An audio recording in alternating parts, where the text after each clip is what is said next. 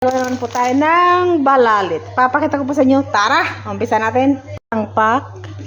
Ito guys, maglalagay po tayo ng mantika. Kahit maraming mantika, okay lang kasi mamaya itatapon din natin yan. Kung ng mantika, lagay nyo po itong balalit. Yan po, isang agyo lang. Yan po, pag ganyang brown na, ngayon tutubigan naman po natin. Guys, pagkatapos nyo isang lagyan ng hot water. Tapos pakukuluin po natin siya. Yung tubig, kalahating kaldero. Tapos lagyan po natin siya ng 3 pinjal na sugar. 3 pinjal o siyam na spoon na big spoon. Yan.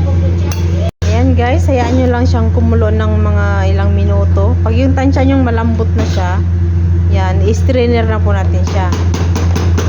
Ito naman po ngayon yung mga ingredients niya. Pagkatapos siyang strainer.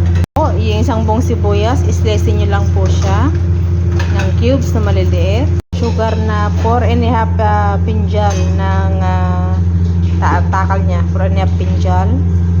Ito pong isang kutsarang hell, isang kutsarang kurkum, 1/2 spoon small ng cinnamon powder. Ganon din po yung black pepper, 1/2 small spoon. Tapos ito pong 5 itlog. I-ready nyo na para mamaya i-bubos na lang. Tapos ang panggisa po niya yung catar oil.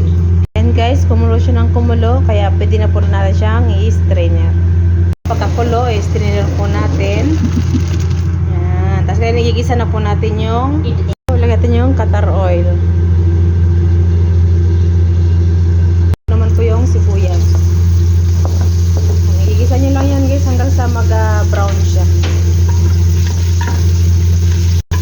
Lagyan lang po siya na isang guys hanggang sa mag-brown. Tapos mamaya, pagka medyo tansya yung luto na yung sibuyas, saka natin ihulog yung mga ingredients. Nag-ano na yung sibuyas, lagyan natin yung itlog. 5 itlog yan. Lagyan nyo ng vanilya para hindi malangsa. Siya, ilagyan naman natin tong mga spices niya. Hell, cinnamon, black pepper, tsaka kurkum. Yan, halo. Yan, haloy nyo na ng haluin hanggang sa mag-absorb na yung ingredients niya. Tapos ihulog naman natin yung balalit. Ayan po, luto na, na-mix na. Ihulog naman natin yung balalit. Yan. Tapos, pagkahulog yun ng balalit, po ng balalit, ilagyan naman yung sugar. 4.5 pinjal.